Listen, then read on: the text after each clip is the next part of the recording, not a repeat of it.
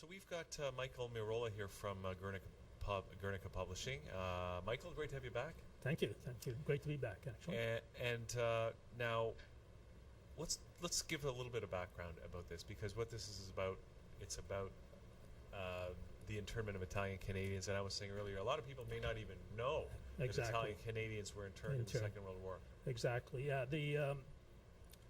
Very few people knew actually what happened during the Second World War with the Italian Canadians, and they were some of them were rounded up.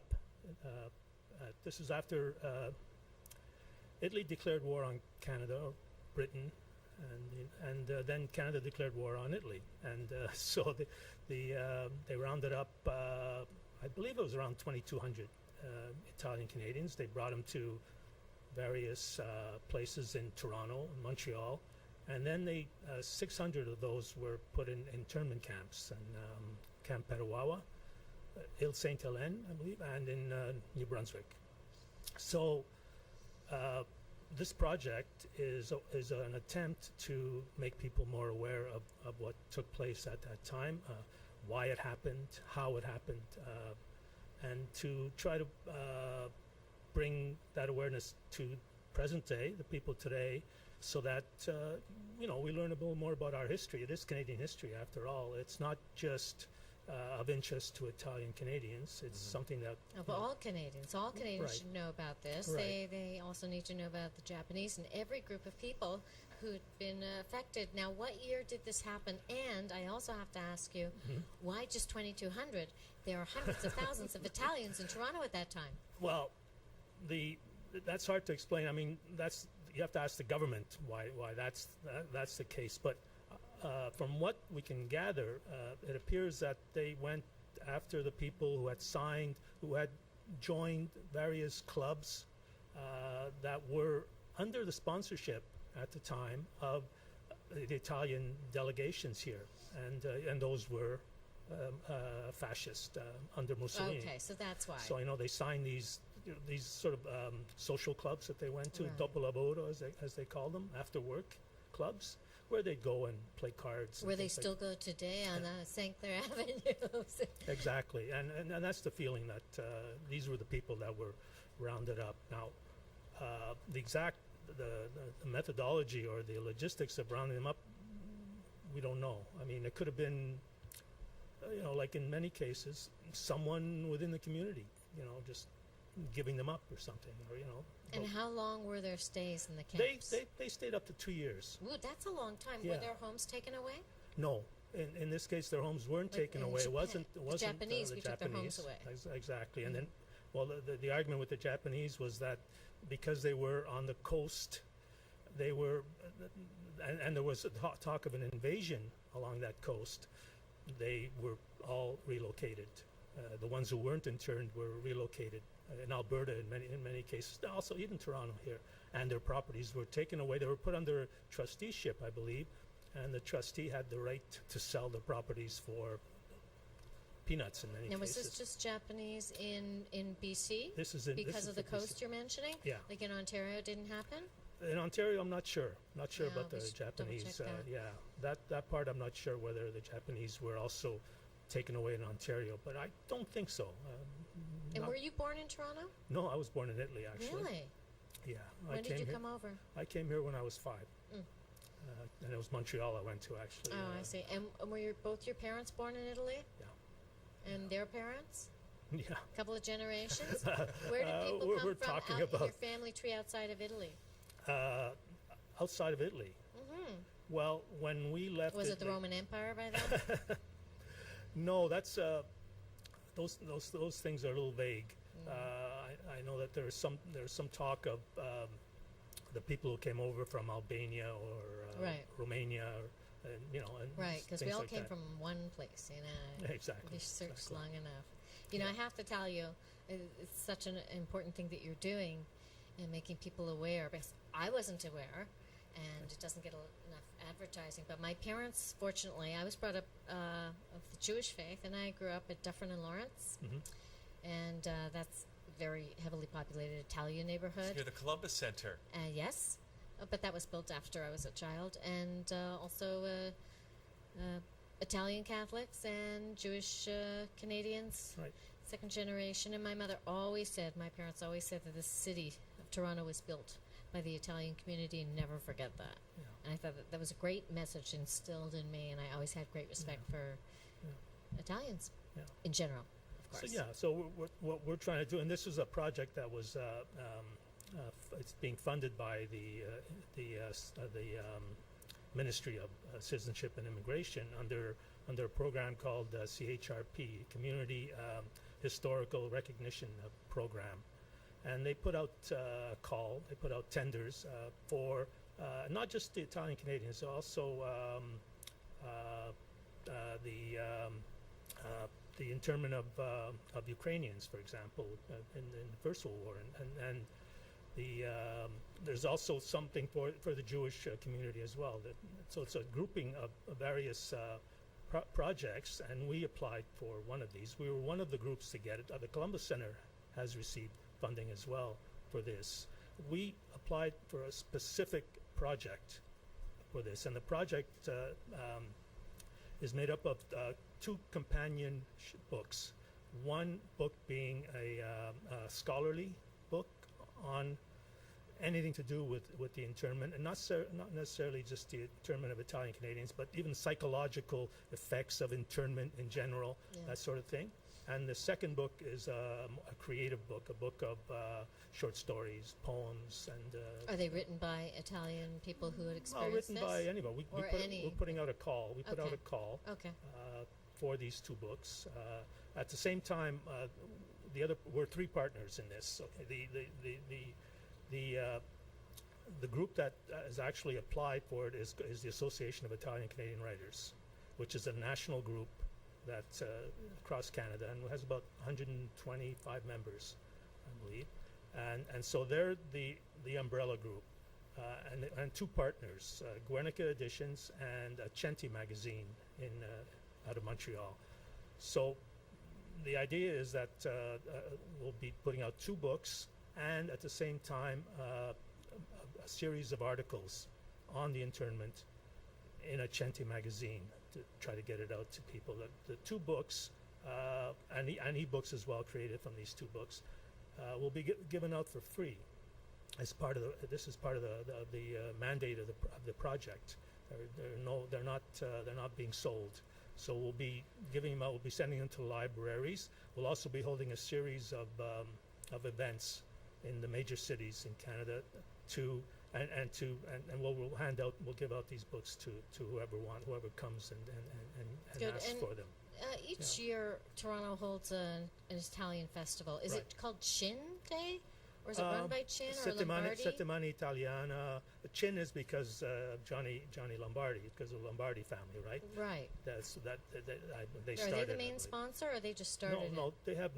We have nothing to do with them. I'm not sure about the actual sponsorship of the Well, what I was Italian going festival. to suggest is that you and your organization create some sort of booth Yes. with these books, because Yeah. that's your clientele, to make them more aware of their history. Yeah, we've already planned that. Yeah, We're great. having one in Montreal Yeah.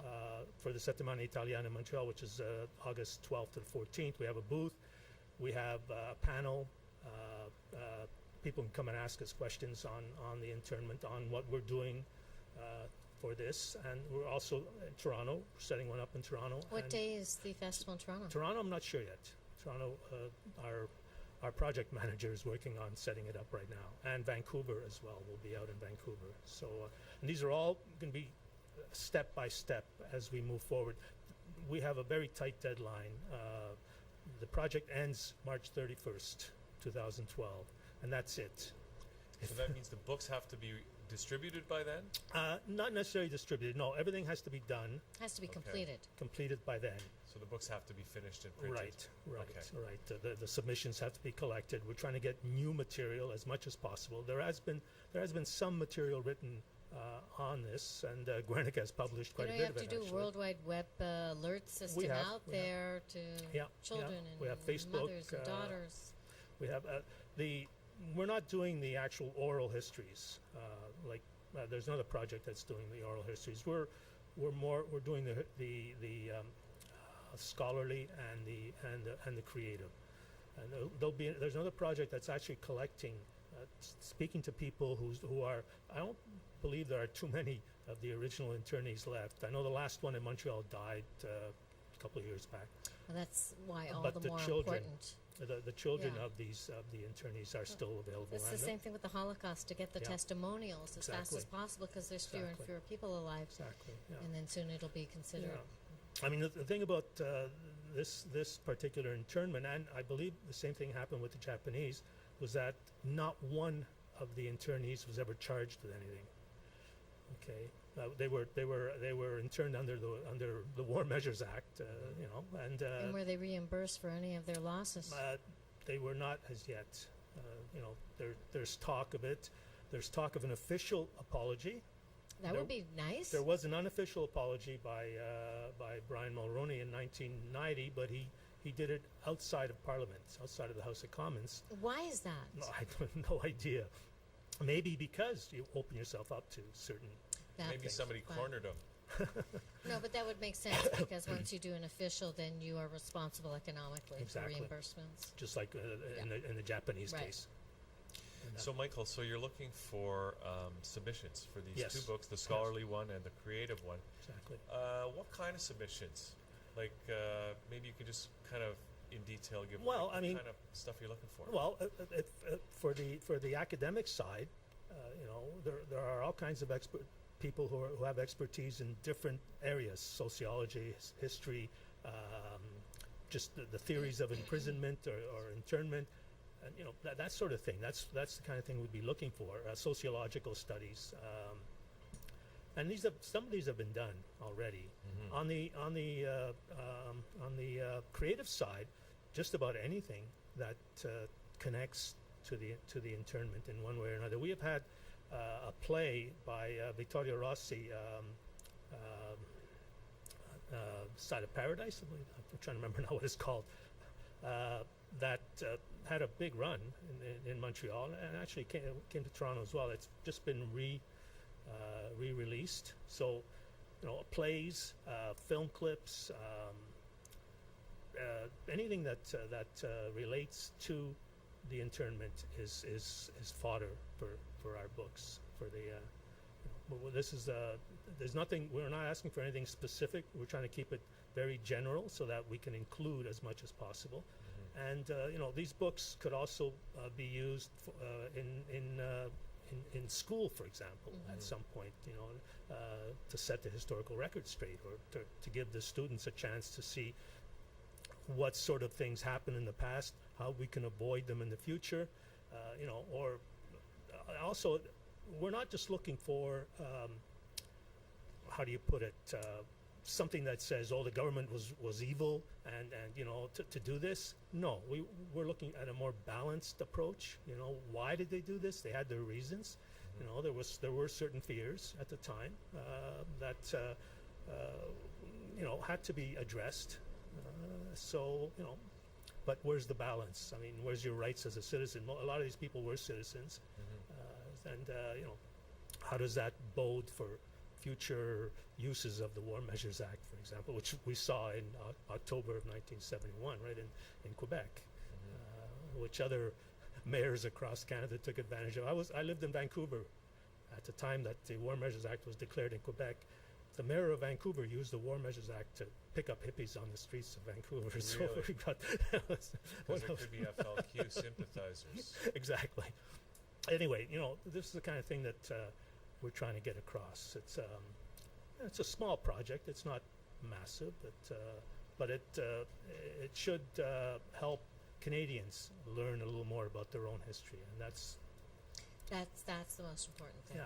Now, do you have any? I'm just wondering, Michael. Do you have any personal stories or anybody that you know that was touched in a personal way by this? We came, my own family, and a large majority of Italians came after the war. This is not before the war. So I don't know anyone who was personally touched by this.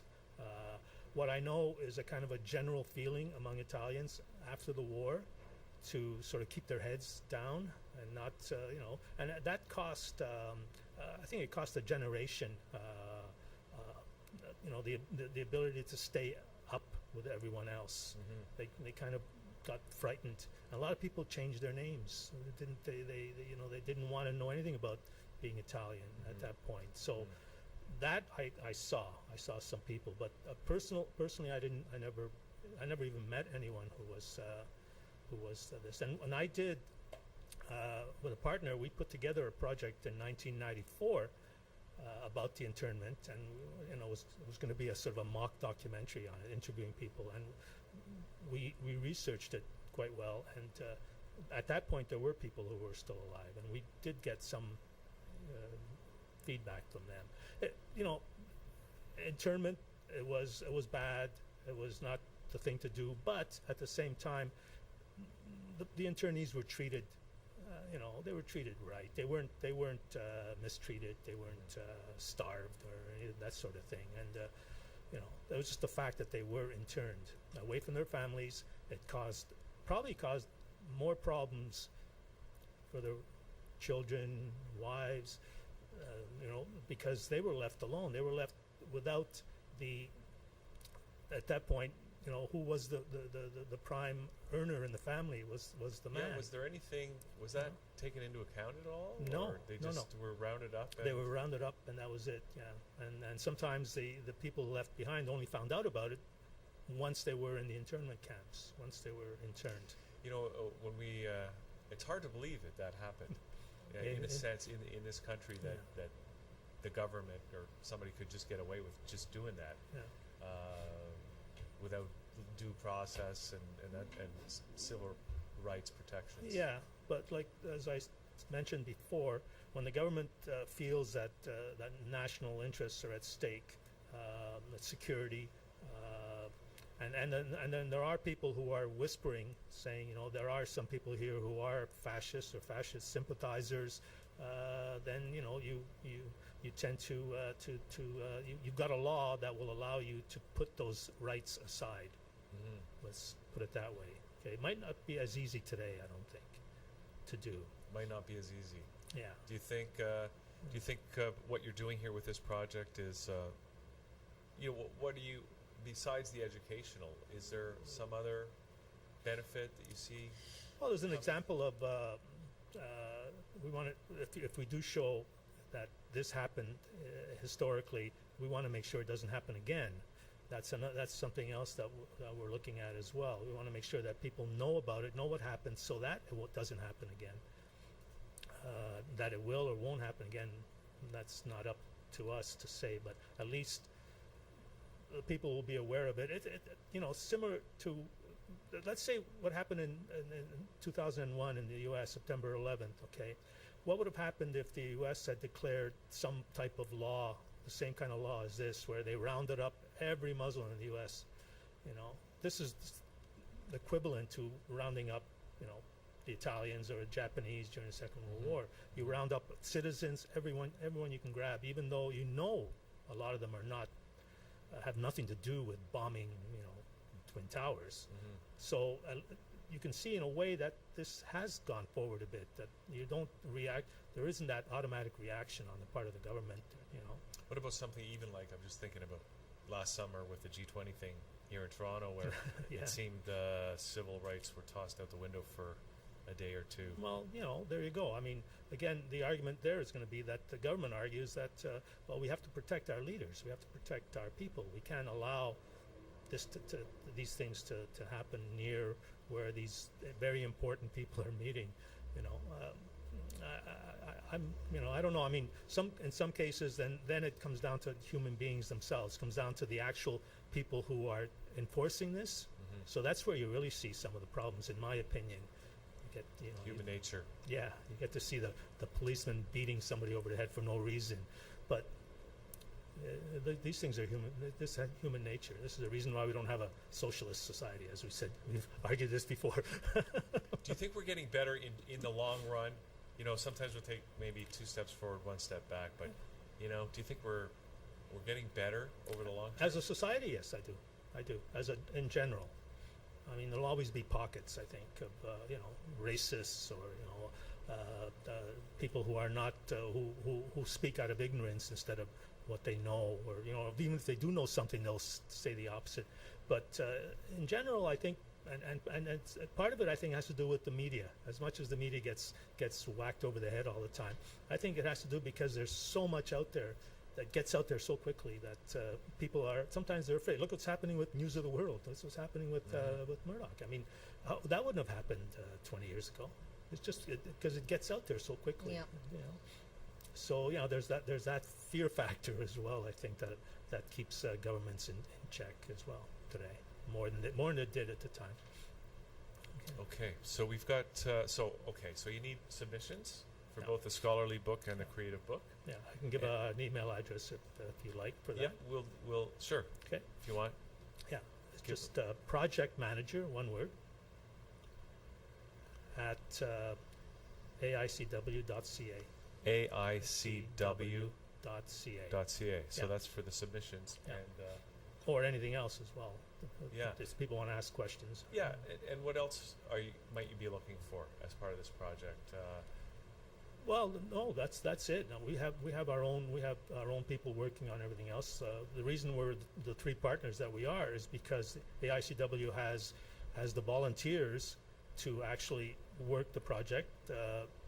Guernica has the means to set up the typesetting, the printing, that sort of thing, and Achenti has the ability to put advertising out there in their magazines and to publish articles about the internment. So, we're covered in that sense, and we have a project manager who handles the whole project. She takes care of the everything. She's like the central hub. She's the one that's going to get those emails. Yeah. And what is Achenti magazine exactly? Achenti magazine is a magazine out of Montreal that deals mostly with Italian Canadian topics and subjects. And it's read by people all over the country? Yeah, it has a subscription base across the country. I believe it's 30 to 40,000, if I'm not mistaken. I'm not connected with Achenti, so I. Just curious, do they print? Is it in English or Italian? Yes, English. It's English. Okay. With an occasional Italian, Sure. but it's mostly in English. Yeah. Okay. And maybe a bit of French on occasion, but. Great. Great. Michael, if you got some interviews on CBC Radio or another radio talk show of some sort, you'll probably get so many call-ins and emails of people going, I have a story. Yeah, we're working on that as well. Yeah. Radio really reaches a lot of people as well. Radio interviews. Yeah. I mean, So again, the deadline is next February, is it? the deadline for the books, the deadline for the project is March 31st. Yeah. The deadline for getting submissions in is we stretch it to September 1st Of this year. Wow. So people have to get that in Sorry. quickly. Yeah. How's it go? And you're getting a few. We're getting some, yes. Yeah, Yeah. okay, yeah. great. We have some contacts with some academics across the country who are telling us that they would like to submit. The deadline is very tight. We understand that, but we have no choice. You got to The project ends, and that's that. All right, great. So, and people in you said Montreal, Toronto, and Vancouver will get a chance to to actually touch the project by finding you at a booth or Yeah. getting their hands on the Yep. books. That's right. Yeah. And is there a website for the project itself? Yeah, there is. It's on the AICW website, so it's just www.aicw.ca. Okay. All right, Michael. Thank you for doing this today. Well, thank you very much for having me. And good luck with the project. And Thank you. yeah, it sounds like it's absolutely. Really worthy project, educational, and something that people, every Canadian citizen, new or old, should know about this incident. Okay. Well, An thank you era. again. Okay, Marla. Hey, so we Hugh. learned something today, Boy, we sure did. just like we always do. We But it's always learn something. different. There's always something to learn. Once you stop learning, you stop living. So they say. And you were nice to me today, not like Oh, last here week. he goes. I was nice to you. It just has to stop. See, there I'm at the flipping it end. all around. I'm turning it all around What on you. you always do, turn it all around, you psychotic, crazy person. Okay. I'll let that go. Well, all right. Now, Let's talk like cartoon characters. Well, why don't Well, you take say it you back. seem to be impressed by I was my very impressed variety with of your cartoon voices? characters, Mirolla. Oh, now you're trying. Do you think he's going to get hired, folks? Yeah. I don't know. So let's say goodbye, So everybody, that's the way from it goes, ThatChannel.com. That's been large. We'll be back tomorrow. We'll be back tomorrow Thank on you. Liquid Lunch on Being ThatChannel.com. disintegrated Hey, makes Michael, me just wait a very second. Hold on, angry. hold on. Just sit Very back. angry We're on the air indeed. still. Okay, see you tomorrow. Bye. Okay, ThatChannel. bye.